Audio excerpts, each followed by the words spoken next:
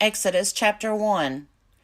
These are the names of the sons of Israel who came to Egypt with Jacob, each with his household: Reuben, Simeon, Levi, and Judah; Issachar, Zebulun, and Benjamin; Dan and Naphtali, Gad, and Asher. The total number of people born to Jacob was 70. Joseph was already in Egypt. Then Joseph died, and all his brothers, and that whole generation.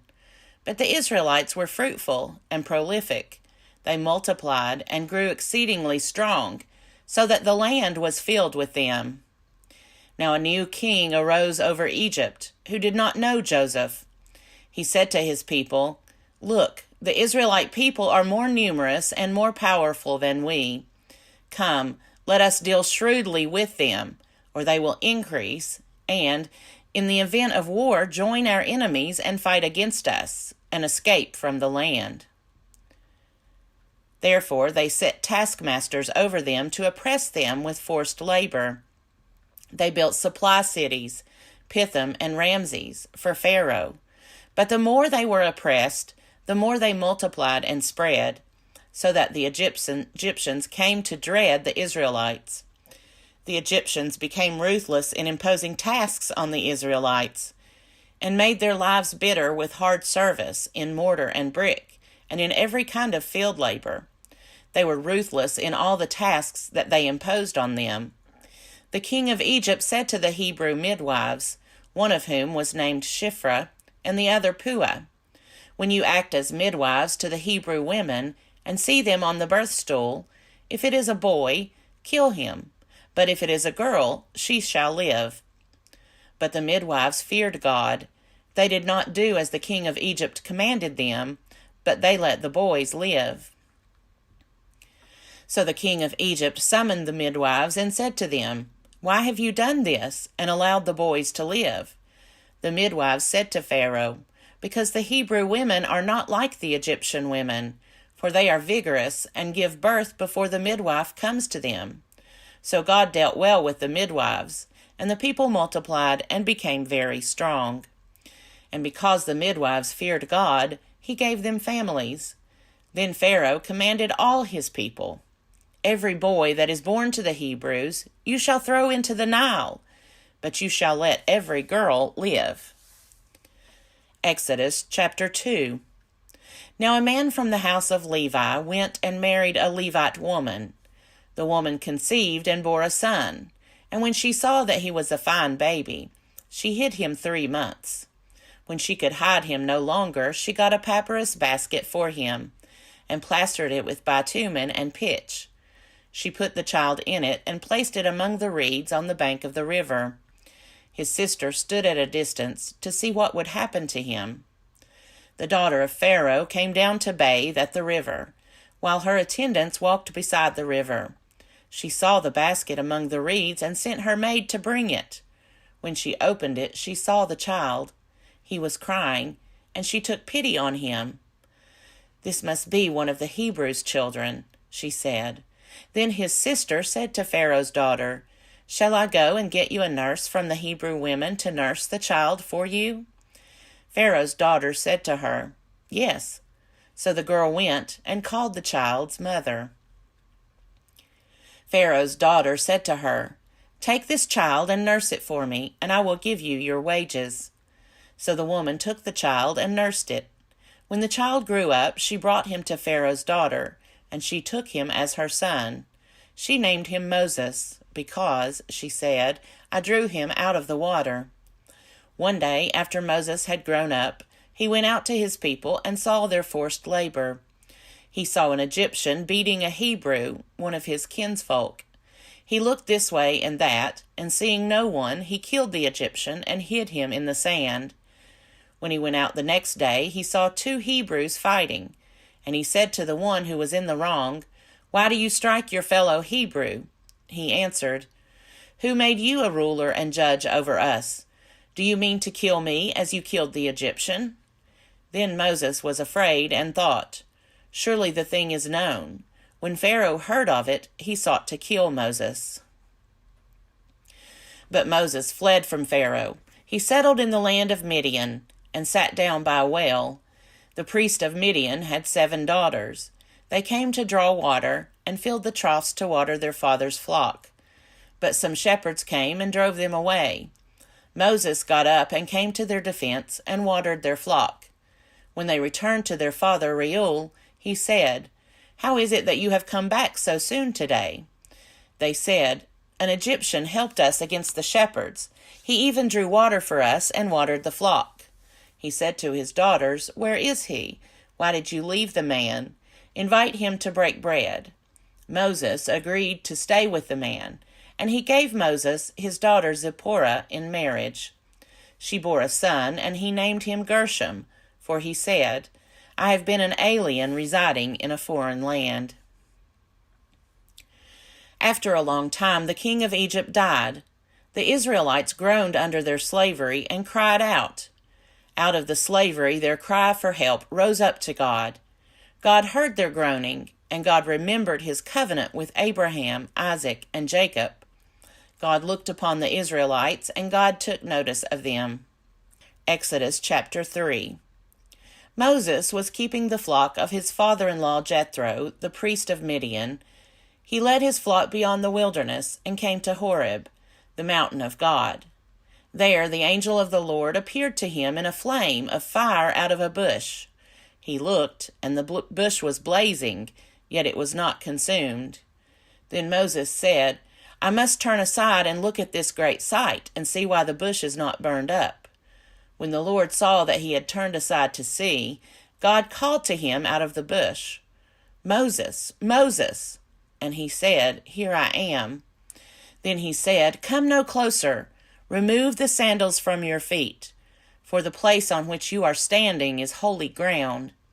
He said further, "I am the God of your father, the God of Abraham, the God of Isaac, and the God of Jacob." And Moses hid his face, for he was afraid to look at God.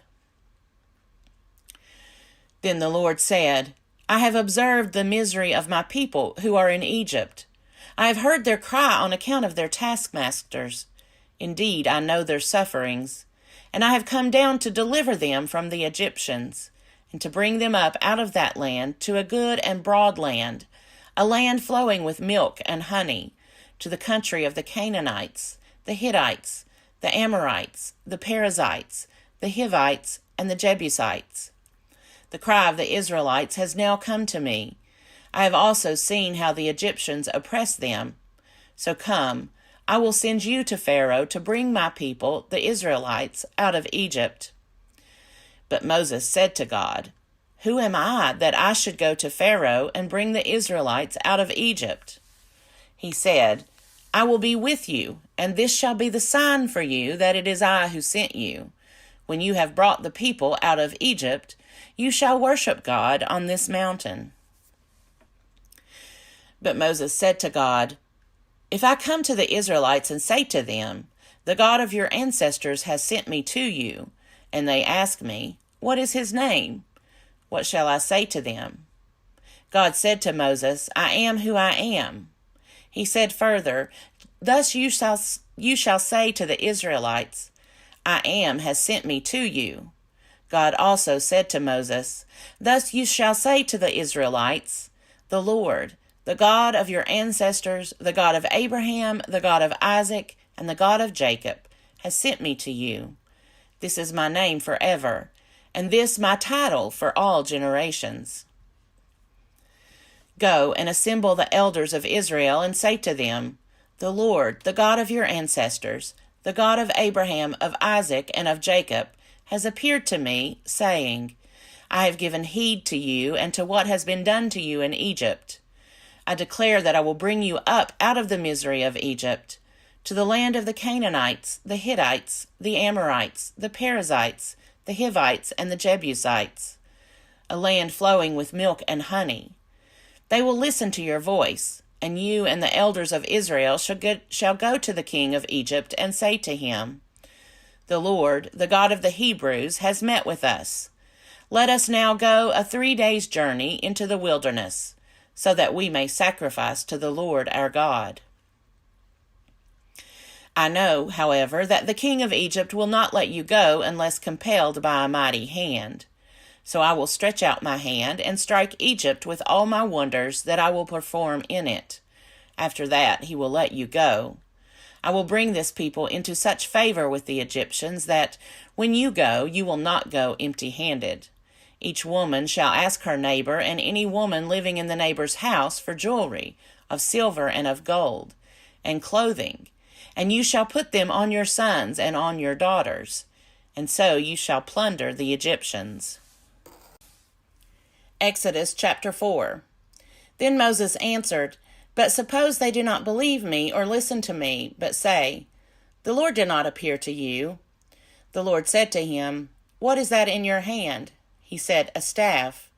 And he said, Throw it on the ground. So he threw the staff on the ground, and it became a snake, and Moses drew back from it.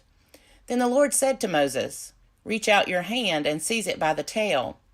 So he reached out his hand and grasped it, and it became a staff in his hand, so that they may believe that the Lord, the God of their ancestors, the God of Abraham, the God of Isaac, and the God of Jacob, has appeared to you.